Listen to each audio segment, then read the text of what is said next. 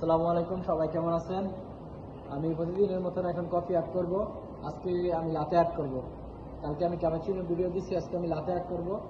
আসলে আমার ভিডিওটা যারা কফি কাজ জানেন বুঝেন বারিস্তাদের জন্য না, অনলি যারা নতুন আসবে কফি শপে কাজ করার মানে কোনো আইডিয়া নাই তাদের জন্য, ঠিক আছে?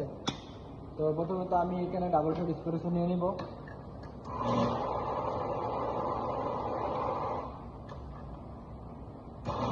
এখানে আমি 20 গ্রাম নিয়ে নিচ্ছি। হ্যাঁ, এখানে এটা আগে থেকে ইয়া করা, এটা দিয়ে হালকা পুশ করবো সমান করার পরে।